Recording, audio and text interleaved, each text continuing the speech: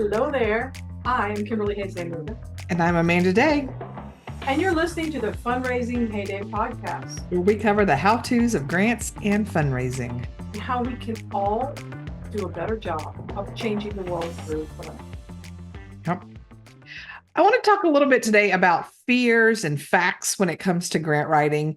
If you're new to grants, you may fear getting something wrong, not doing it right. Right. If you've been writing grants for a bit, you may be afraid you'll never get that big one. Or maybe your boss, executive director, mayor, department head, they may fear allocating resources to hiring a grant writer or consultant without the guarantee of a big award. Those fears are real, but they really don't tell the full story. That's why we created the Grants Lab. Ding, ding, ding, ding, ding, ding. She said learning how fingers work in Zoom. It's an 8-week cohort-based grant training experience where each agency can bring up to 5 team members, right? Because grant writing isn't a solo sport.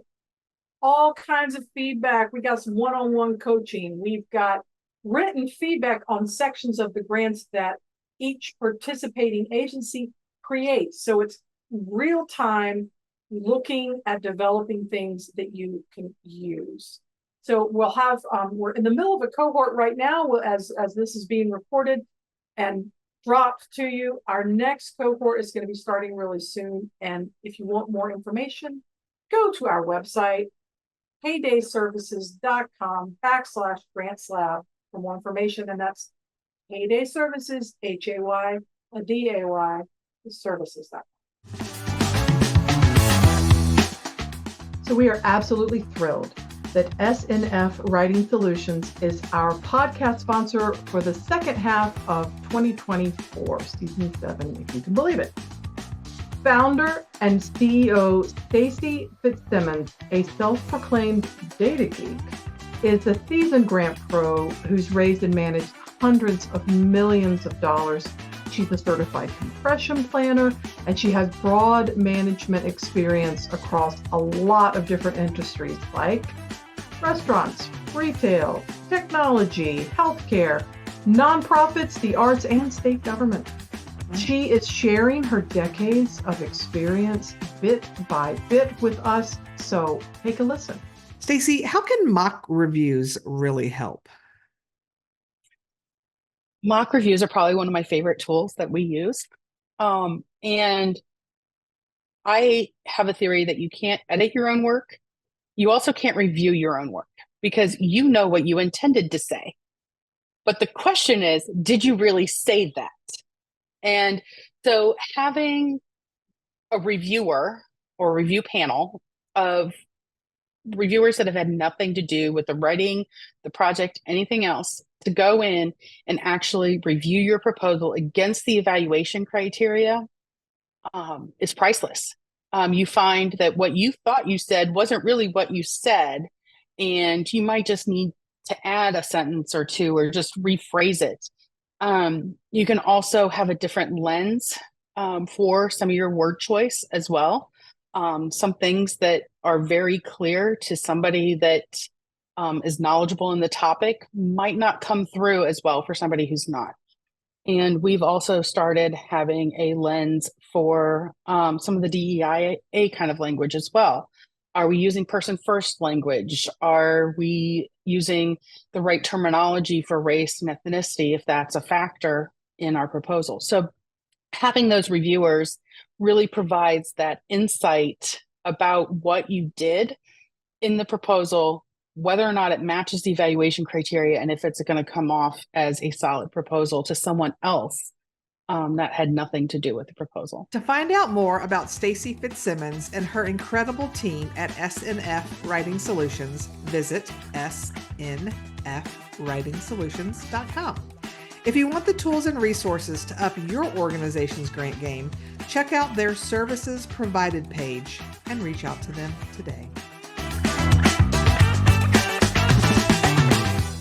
So Kimberly and I both know firsthand how complex both the grants and fundraising process can be, but that's really just one part of our lives, from managing multiple projects to balancing mission goals with operational needs to continuously keeping that funding in. it can be a lot to keep up with. And so I'm here today in my position as a recovering development director to save you time and anxiety by sharing my story. Amanda's going to have some stories to share.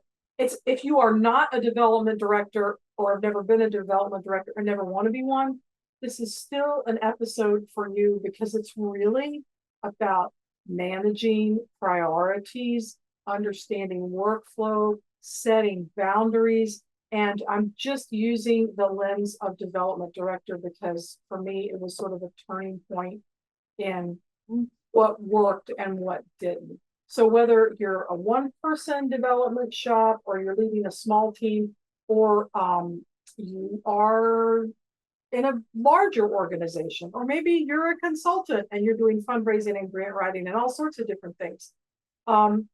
We hope that these tips will help you stay organized and focused and on track to achieve what it is you want to achieve, whether it's in your career or in your business or a combination of both. And like Kimberly said, she's had the development director experience because my background is in local government.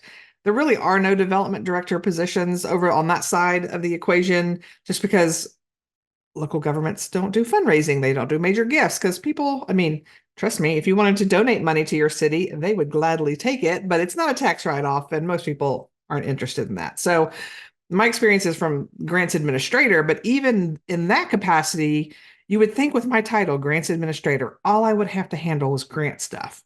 But I just think when people realize you can write and write well, and also if you're just a good employee, no matter what your job title is, I feel like people are like, who can we trust to give stuff to?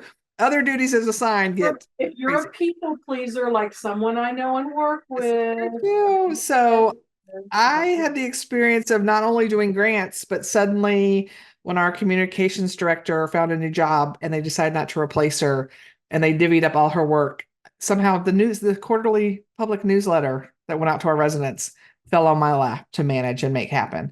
And when the mayor got asked from a couple of different local magazines to start writing like a monthly op-ed in there, I'm the one writing the letters for him. And it was fun don't get me wrong, it was fun to get to know my mayor better and get to know the things he wanted to talk about and come up with topics. But still, when all this is suddenly your job that you thought was about this size, and my hands are kind of close together, suddenly goes to this size because of all the extra stuff that gets dumped on your lap. Here's a random, sorry, I'm going off on a tangent here, but shocking. No, you're not. I know. And this is kind of a fight. I was talking to my immediate boss was the assistant city manager, and he was just sharing some frustrations he was having some things, and he's like, I'm sorry I'm bending your ear about it, but you're here and you listen well. And I told him, I said, look, I feel for you because I said one of the things I love about my job, I was the only grants administrator, which meant nobody reported to me. So I didn't have to manage personnel. And even though I interacted with the public some, just in the capacity of like needing public information here and there, I wasn't the one that the public was calling to complain about things, like other people who had jobs where they're calling to complain about this, that, and the other. And I said, so you have both of those things, and that's a lot in themselves is a lot.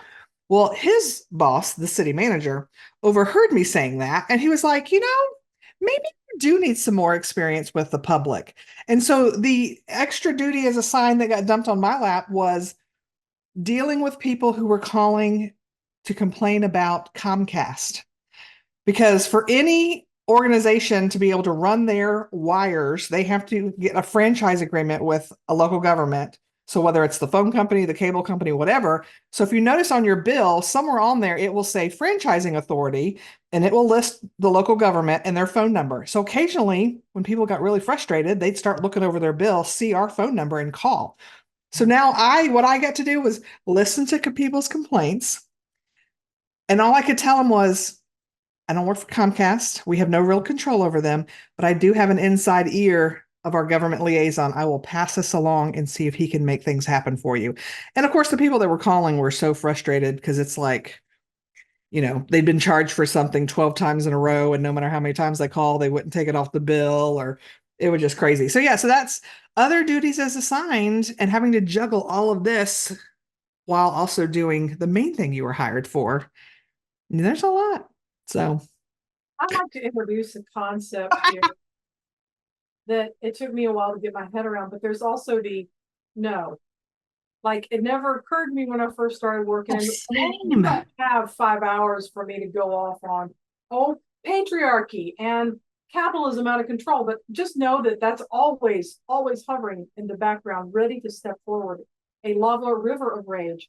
But this business of maybe you need some more experience with this. It's like maybe you need to give me some more money. I'm assuming this a man, could have been a woman, my man. Maybe my man, you need to give me some more money to bring on these things. It is related though directly to the topic at hand, which is as a grant writer, maybe, or as a fundraiser, or man and I would tell people, hey, avoid mission drift. You want to focus your organization. Well, those same strategies of that could be turned to job roles, particularly in local government and nonprofits, because often there's that whole you need to do more with less. We need, the whole myth that you can't pay people what they market rates because you're doing it for the love of the game and overhead is bad. Blah, blah, blah, blah, blah, blah. So that's just a part of it, and it goes back a long way. In fact, we have an episode where we interview Fleur Larson, where she talks about sort of the dynamics of how a lot of nonprofit work got started, and not all, but a lot of it got started back in the day with wealthy or upper middle class or middle class white women who couldn't work outside the home because social mores, and so they began to volunteer, and this volunteerism, for better or worse, and a lot of times it's a little bit worse, sort of spread into this area where women's work is not valued. Traditional gender-based women's work is not valued. And so that kind of gets us all around to you may find yourself like that old talking head song. Dun, dun, dun, shh, shh, dun, dun, dun. You may find yourself dun, dun, dun, in a nonprofit development director role. But you may tell yourself, where is my staff?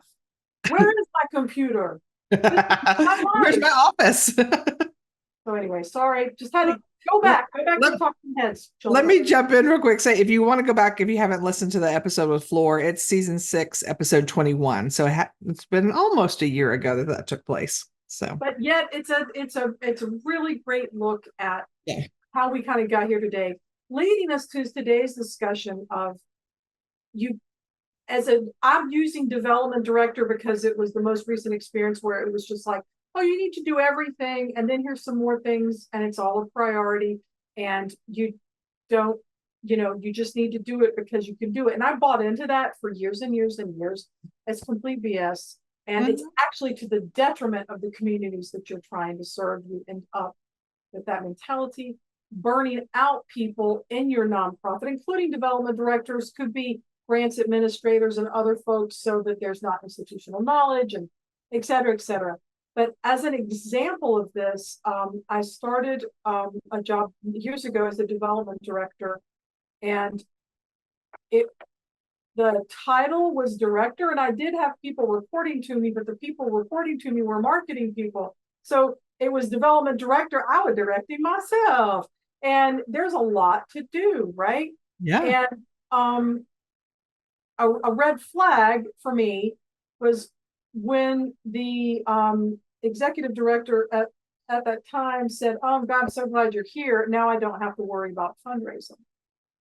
And at the time I was like, oh, this person has a lot of faith in me. I look back and go, warning, warning, danger. That means that they're not going to do squat. Are you hearing that? Are you hearing that? So I'm just saying, it's like we always say, like for the Grants Lab, grants are not a solo sport. Nonprofit development work or local government work, it is not. If it's a solo sport, you're not going to be playing for long. Yeah. And I think for me, one of the biggest challenges for years was multitasking, and the myth of it, and the idea that if I just tried harder, I could just do multiple things at once. And I just think it's BS. I mean, come at me all you want. Hello@heydayservices.com. Hello. Nobody multitasks well. What happens is you stop doing one thing very briefly and switch to another thing. It's not like you're doing two things at once. So you end up, in my case, I end up doing two things badly, Yeah. or not as well as could be. Mhm. It's so tempting if if you're drawn to service work and you're drawn to nonprofit work or service work in your local government, you want to try and do it all at once because maybe you want to do the good things or you want people to like you or all these other things. But really, if you are able to stop and take a look at all of the major roles and responsibilities, and then you yourself start to sort out what works and what doesn't, and step up to engage in conversations like that, it could really go a long way. But the micro part of that is definitely that multitasking. Like you can attend a webinar on grant development while you're working on messaging for your annual report or something like that. It's like you're probably gonna, one thing or another is gonna miss, and both things may actually take longer than if you were able to just do the one thing and then do the other. So I don't know, Amanda, your mileage may vary. Yeah, no, I think that's true. When you're juggling so many things, it can be easy to jump from this to that to that, and then you realize you've not done any of them very well. And I think part of that too is it can be hard to, when you've got so much on your plate, to take the time to step back and plan and think things through, because that takes time to do all of that. But I've learned that if you take the time to do that, that usually then cuts down the implementation time on things. And so something I'm better about doing now, but used to, what would here's what would normally happen. I'd just be going from thing to thing to thing. And suddenly I'd look around and be like, then I couldn't find anything because never, things were never fully filed where they needed to go, where never, and this is taken, going back a little bit in time, back when I used to do the binders and had papers of everything. So, so this is, so what usually would force me to stop and slow down is I'd look around and be like, okay, my desk has gotten out of control and I don't work well in a messy space. And so I would just be like, you know what?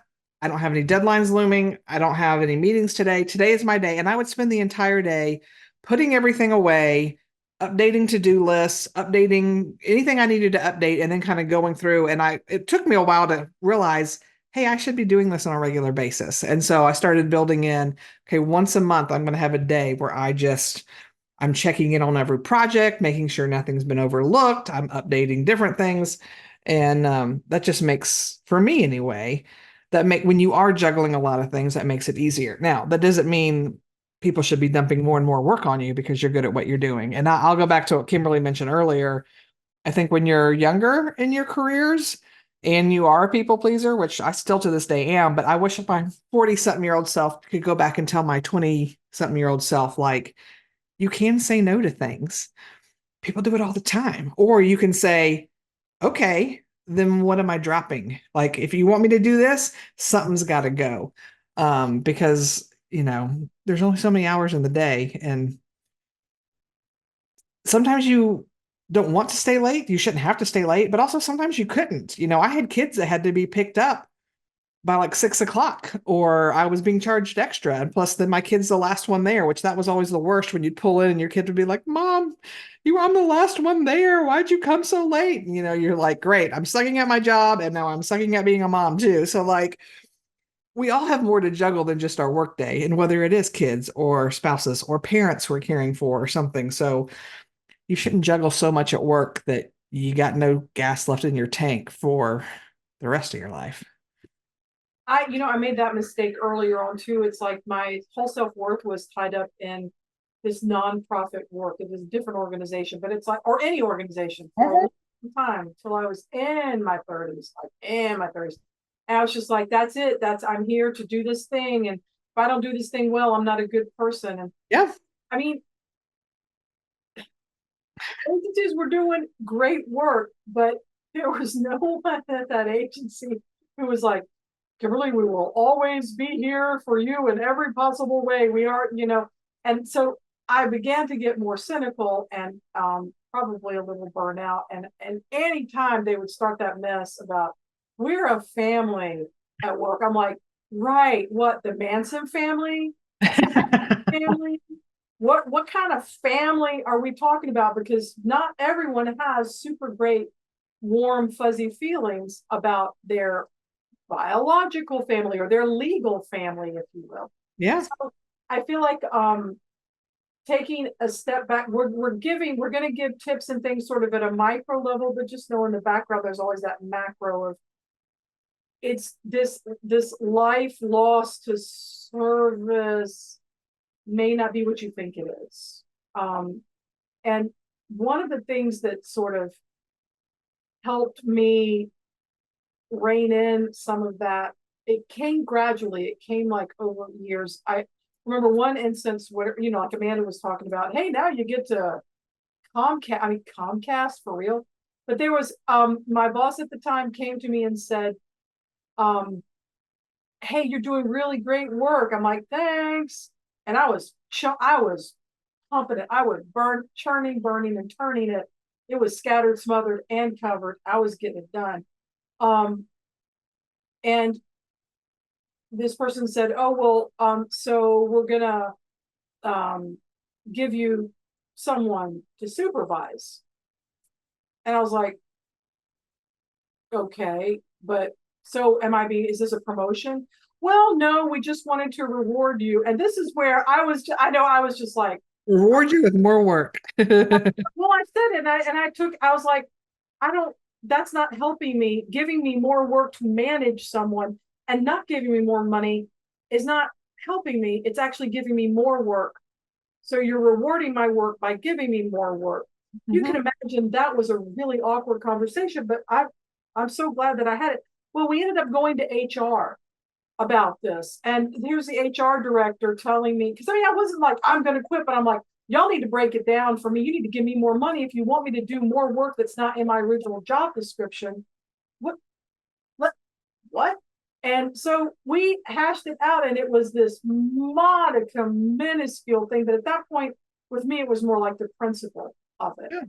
And it wasn't something that anyone ever told me what to do or how to do, but it's sort of no, wait. It's the same skills that I would use in determining whether or not it was a good idea to call on a particular local family that had a family foundation that was sort of a major donor kind of thing, or the same skills I would use to, wait a minute, is this grant really a good fit? It's the same transferable skill to go, now, wait a minute, this is the job description. This is what I've been delivering on and doing and excelling at. Hello, meet my evaluations. We're drifting here. So what does that mean? And I think even having those conversations is going to blow somebody's mind. But if we don't start having them, then you're going to get people who are like, yes, I'm a recovering development director, and they're kind of twitchy because they took on all these things and wanted to do all those things and just sort of ended up getting burnt out in the process, which again, doesn't help them or their families, because wow, was I a joy to live with when this was going on. But it also doesn't help the communities that you say you want to serve. So the whole thing is something. But one of the things that I have found that really helps things move forward, particularly if you are a development director for a small to medium-sized nonprofit and you're doing a lot of it yourself, is insisting on building teams or task forces within the organization and going to them again and again and again, and never saying, oh, yes, I can handle it. Saying, well, I can handle this piece. I'd like for you to do this, or can you sit in on this because we need to have agreement on that. And it took a lot of time. Yeah. But it was time well spent. And so I think just the more clearly and try to be kind, but direct but kind about this, and insisting on these kinds of check-ins and these kinds of conversations. In the end, I think it's one of the I would say maybe the most important thing to success sort of at all levels, right? If you're able to communicate clearly and foster clear conversations between, if you're a development director, maybe it's between you and the board, or you and the finance and the board, or finance, you, the board, program directors. that goes back to everything, setting clear goals and objectives, setting priorities for funding, no matter what funding stream you're choosing, right? You choose the Yeah. one that's fit for the money, but it's like, let's don't have everybody coming in with their pet projects twice a week, and that's your driving strategy. So I would say like clear communication and raising um, the expectation that this is a highly skilled profession and that there are things that need to come together so that everyone can be successful. So I don't know, Amanda, you probably have, Amanda and I have very different communication styles, FYI, but I'm just curious as to your experiences about that. No, I would say that's true too. And I think just using your voice to, when things aren't going the way, you don't have to throw a fit about it, but you can still calmly and rationally go like Kimberly did, like, hey, I think we need to have a conversation about this sort of thing because this isn't working. And, it may be something as big as what she gave, where it's like, hey, you're doing so great. Now we're giving you staff to manage. Congrats. It can also be smaller things too. So forever, I had my sitting in an office, in my own space. The admin assistant for our city manager retired, and there was going to be a gap. They were, starting the hiring process, and there was going to be a gap of service. And the city manager, a lot of people come to see him, elected officials, staff, developer, all kinds of things. And so he does need somebody sitting out there. So they had asked if I would, in the interim, would sit there, still doing my own role. And I didn't, I wasn't like, which I will appreciate. My city manager was a good boss. He was like, do not get me coffee. Do not offer anybody coffee. They can get their own coffee. Like, that is not your job. Your job is just when people get in, you can either, if I'm ready, tell them to come in. If not, ask them to have a seat, that kind of thing. But he goes, otherwise, and he's like, I check my own email. Like, he's like, I don't, for the interim, for what I need, I really just need someone sitting here as a gatekeeper. Fine, I can do that, right? But it was distracting when I'm writing a grant, and it was a constant. I mean, there was always someone, Bob in, can I see him? Is he in? Can I see him? When can I get on his calendar? Da, da, da, da. Which for a few weeks, okay, fine. Well, we developed a good rapport. And so when the admin assistant, who really was going to be doing a lot of financial stuff and some other things, they decided to leave me where I was because I was so good with people and put her in my old office. And I think about 3 weeks in, I was like, I cannot get my work done. And so again, I didn't report directly to the guy I'm sitting down. There's someone between us. So I just went to him and was like, what do you're paying me to be the grants administrator. If all you want is a greeter of people, you are paying me too much for that. But I can't do that and do this job well, you know? And this was, of course, I'd been there quite a while at that point. So I was older and felt more comfortable with myself. But that conversation, and he was like, you know what, you're absolutely right. That we hired somebody for this role, they can do it. And we ended up switched offices. But it's just It's bringing it up. I love the putting dollars to it because yeah. I've done that before too. When I was like, look, I can manage this donor database, but really, I was like, it would have been you, but not you. It was the actual front desk person, the actual receptionist person. I was like, but if I can train the receptionist to do this data entry, and I said, you're paying me. I'm fair market value as a development director.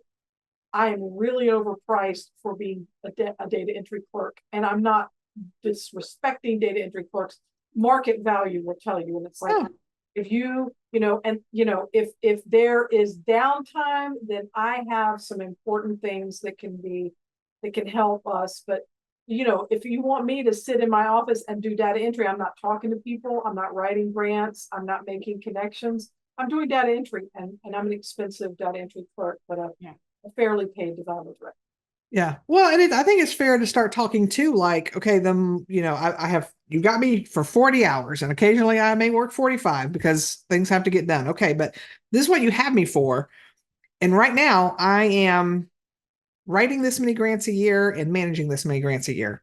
Every time you pile stuff on me, then that means I'm writing less grants. Mhm. So that sometimes is a good way to have those conversations because then they realize the dollars and cents of it, like, oh, And not as much money. take the emotion out of it. Yeah. Yeah. Although, why shouldn't you be emotional about being asked to work 60 hours a week in a job that you're getting because you're good? You're Yeah. getting more responsibility, but not more money because the times. Uh-huh. But why not? That's how, when I first became a development director, there were 2 events a year at an organization that did, I just knew. I mean, but it was me going, okay, I'm going to have to work through this cycle of a year with all this stuff that they're doing, track my time, track the return on investment, and then go back. Because I just couldn't come in there and go, hey, I'm new, but y'all, this sucks. I mean, Yeah. I could, but that wouldn't have been the effect. So I had to just, I won't say I was moving in the shadows because it was really up. I was just tracking time. At the time, it was a app called Toggle, but I could just download and use to track my time. How much time am I spending on event number 1? Mhm. Hourly rate, my hourly rate, in addition to all the other things and all the tasks. And then how much did this net after my work was taken out of it? And I got pushback from somebody who's like, well, that's your job. Who said, well, it's just your job to do that. I'm like, no, my job is to bring in X amount of money a year. It's getting the best return on investment of time and effort is really my job to Yeah. fill that bucket. And these were people who understood that kind of language. And then when I put it that way, it's like I work 300 hours on this event that netted. Oh, it was bad, that first one, because it was just not a great idea. But it was like, if it netted $20,000, and I'm like, so, and it wasn't like it wasn't a big, I wasn't like making mega bucks, but I'm just saying, if you did just my time and it netted after the expenses, and I'm like, no, no, no. Now let's look at my time Yeah. and my communications manager's time and the time from the finance team that was running the checkout. Let's look at all of that, because those are all costs. Those are Yeah. all real costs that go into that. And so sometimes it's getting outside of the, at the time it was called work-life balance, but getting outside of that to sort of let's just look at the best return. If y'all don't seem to care that you're just burning people out, let's look at the return. If you're going to push somebody hard, don't you want to get as much money as possible? That's a horrible argument to have to make, by the way, but it at least got people thinking. And it's like, sure, it's my job to raise money, but it's also my job to figure out the best way to raise Do that the money. money. Yeah. Not just to do everything that everybody says, who's ever donated or just thought about the word donation or could spell the word donation. Yeah. Well, and I think that's smart, really, because you don't think about it, especially when you're a salaried employee, unless you're a consultant and you're having to track by client, you're really not thinking about it's just overall like, okay, I've done this many grants and I've run this much money, but it is smart to track your time because you may start finding that, first of all, there may be a few handful of grants that you're like, this grant, we only get $10,000, but it takes us 100 hours to do it. County. DeKalb County. Yep. And now, but then also, if you could kind of figure out, like on that, start figuring out some averages, like on average, I spend this many hours on grant proposals per grant proposal, or this many hours managing this grant proposal. Then when people start giving you other projects, then you can really apples to apples, like, okay, you want me to do this thing? It's going to take 50 hours to do. I can normally in that time get this many grants done. Yeah. You okay with me doing like, so and that means I'll be bringing in less money. So, but you in your budget want me to bring in this much money. And Man, I feel those like are the things, but that logic could have worked so beautifully on Mr. Comcast customer service. I just straight up. Really? thankfully it was, I'd say I'd get maybe 2 phone calls a month. So it wasn't out of control. But also, who was this person to assign you more work? Were they your boss? Oh, it was my boss's boss. So yes, he was allowed to do that. But yeah, again, too young to be like, really, that's how you want me to spend my time. But if today, if that happened, I would have been like, really? So When I'm thinking about other ways that it was like, and again, it wasn't me going into any role and going, I just don't want to work at all, y'all. I just want to sit around all day and eat chocolate. Although that actually sounds delightful today, and all. But it was more, I can't possibly do all of these things And do them well. and do them well and get the money that needs to come in. So let's prioritize that. One way of looking at that also for me came to, and at the development director job, it certainly wasn't the first time I've supervised people at all. There was another two agencies previously I'd supervised the team, including the one agency that was like, you're doing great work, we can't give you any more money, but now you're also going to be a supervisor and have to go to all the trainings and you're going to be a manager and blah blah blah.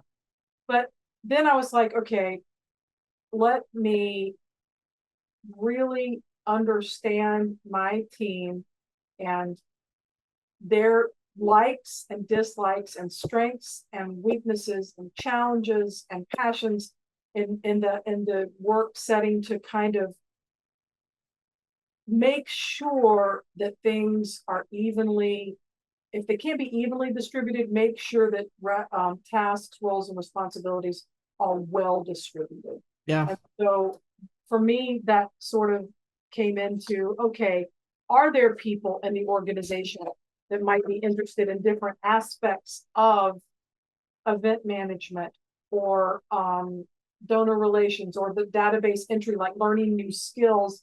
And can I work with them, respectful of time and responsibilities and their wants and wishes and all of that? But are there things I can parcel out? Are there things that people who may report to me would love to do but don't want to speak up? And one way to find that out is to ask. And yeah.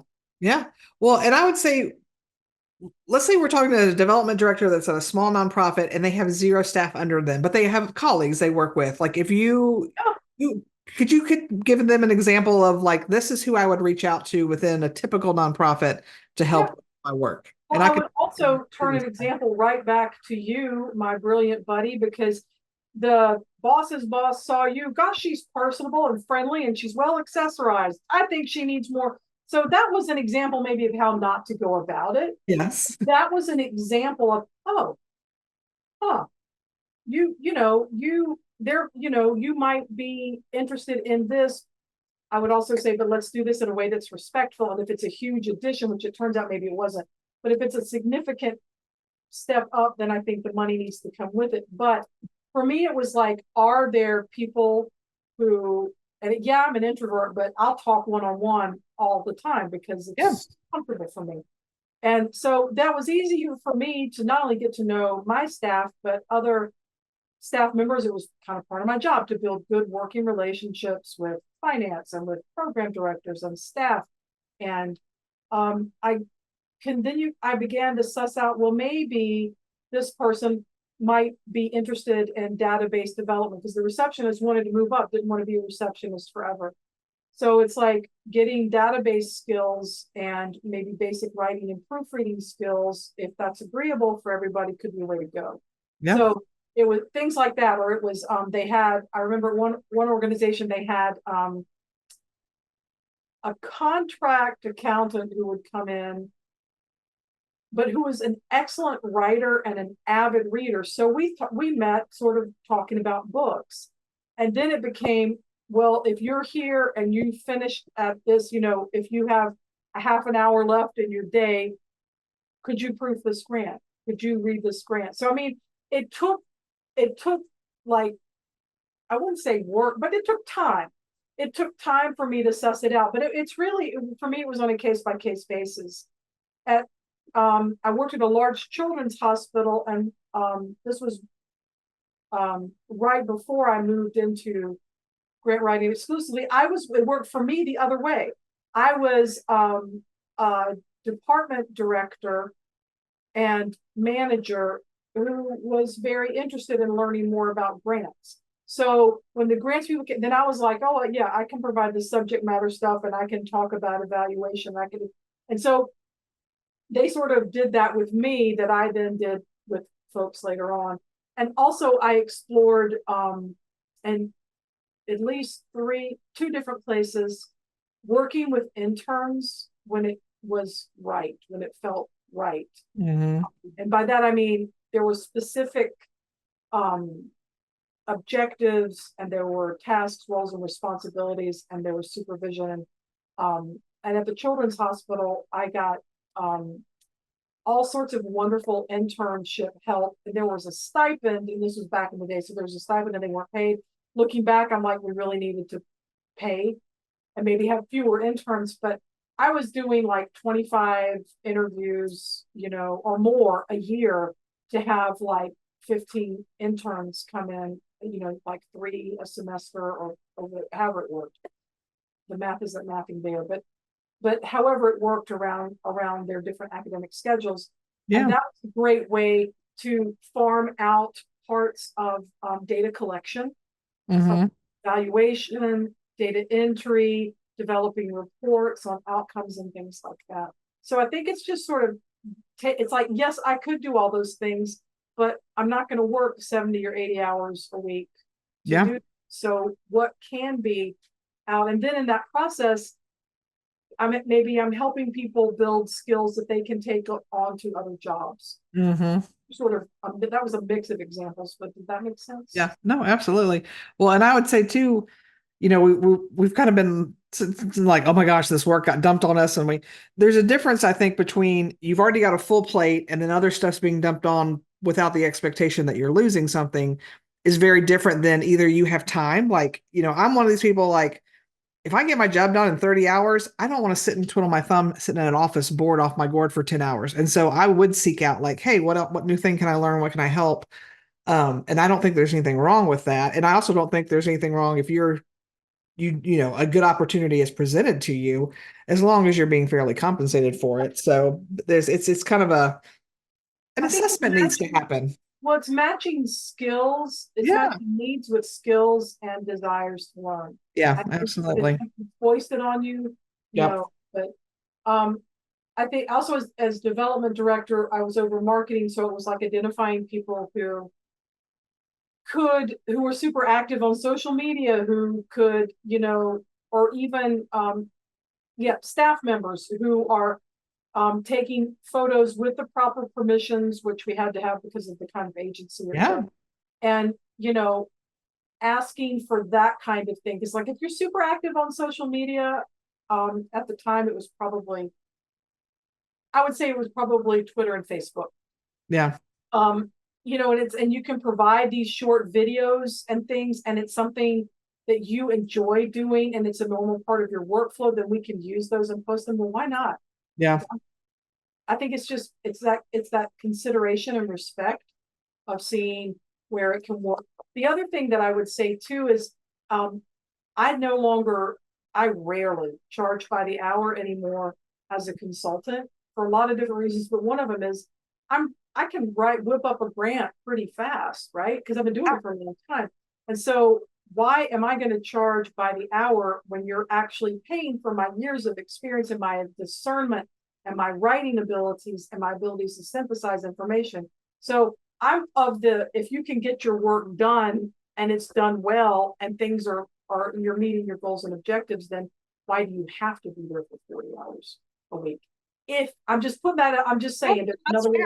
Like, Yeah. why do you have to? Now, if you're not meeting your marks and, or if you have a public facing job where you have to be at a certain place at a certain time, that's very different. Yep. I think that was also a technique that I would use in management. I would, because I managed mainly salaried people, some hourly. More people were salaried than hourly. So for salaried, I'm like, these are the things that need to get done. And this is when they're due. And if they're done well, I don't, it's not that I don't care, but I don't. It's like, Yeah. if they're done and they're done well. But Yeah. like if you're handing in, if it's Sloppy just work. if it's shoddy, you just have to do it over. But if you can get it done, then go. And it's also like treating people as adults. I think it's like Lovely concept. everybody gets you're an adult until you demonstrate otherwise. Yeah. I would also say that paying attention to the financial side of things as a development director or any position, getting back to that tracking, like even if you're not paid hourly, tracking use of your time and being able to speak about that can go a long way with making sure that you do have the support that you need. Yeah. could be super helpful in working with the finance team to make sure you are included on those financial reports, because sometimes they're not right. Mhm. Sometimes something didn't get allocated correctly. I mean, I know you have experience with that. Yeah. Well, and one thing we hadn't really talked about yet is I think sometimes, at least for me, especially now that I'm consulting, although it did happen some when I was an employee, if you are decent at your job and you're getting involved in different professional development networks and things like that, people are suddenly going to start asking you like, hey, would you serve on this board? Or hey, are you willing to mentor? Or hey, can I meet you for coffee because I have questions? Or hey, will you write this article? Whatever it is. And so part of figuring out your time too is not just everything your job is dumping on you, but all these other opportunities that appear. And I will tell you, I'm one of these people that always wants to say yes, especially if it sounds awesome. I'm like, It's I want to true. co-write this journal article with you. This is amazing. But then you stop and think, well, when am I going to do that? When's my time? What am I giving up to do these things? So some of it is self-imposed. And one of the things I had served willingly, happily. I'm very grateful for the different years of service that I did, and will probably again serve in some other capacity, some way, shape, or form, because it brought me leadership skills and different Yeah. things. But after a 6-year commitment of leadership and the time it took for that, Kimberly encouraged me to maybe for a year I say know. The year of saying no, people, the year of saying no. And I did. I had a year, and it's kind of stumbled over. Now I'm not saying automatically no to everything, but I'm much more selective about what I say yes to. And it from someone like me, setting that boundary made it so much easier, because I still felt bad when I told people no, but that would always be my answer of, I just came off of 6 years of a lot of service projects. This is my year of no. I'm not taking on anything extra. Have you. And no one came back and was like, how dare you, keep I your wish they would, right? I mean, you're nice about it. See, I would just say, no, I can't, but thank you for asking Yeah. me. I'm Yeah. not going to Well, for the explain. people pleaser in me, it made me feel better to be able to say, it's not Oh, you, no, it's that's true. everybody this year. Maybe you know someone that might be interested, you can make a referral. Yes. Yep. But yeah, I did a lot of volunteering for years and years and years. Mhm. And now that Amanda and I are building this business, like with the Grants Lab and other things too, I'm just like, yes, but and it's okay. It's okay. It's okay to step up when it feels right, and to step back and let others have a chance, because Yeah. as fabulous as we are not the end all be all for everything. Lots of great grant professionals out there. Oh my gosh, lots of folks all around. No duo quite like us, though. No, clearly not. Often imitated, never duplicated. There you go. So anyway, in our ramblings and heartfelt stories today, I really hope that you've maybe gotten some tips or ideas about how to approach things, whether you're a development director wearing multiple hats, or you're a grants administrator who is suddenly a Comcast expert and a political speech writer of sorts. I mean, you just never know. Yeah. So it's maybe giving you some ideas about discernment. When are the opportunities right? When are they wrong and you're just being taken advantage of? And what are some tips and techniques to keep that from happening in the first place? Well said. Thanks again to today's sponsor, SNF Writing Solutions. If you want to learn more about all that Stacy and her team offer in terms of resources, coaching, grant writing, and more, visit snfwritingsolutions.com. So again, we just hope these tips have been helpful for all development directors and others out there. We're including everyone who feels stressed at their jobs. And remember, you don't have to do it alone. Delegate, communicate, and celebrate your wins along the way. Absolutely. Thanks so much for joining us today. Be sure to tune in again in 2 weeks. We're going to decipher the fun-filled IRS 990. Yes! Talking about how understanding it can help you secure more grant funding. Until then, friends.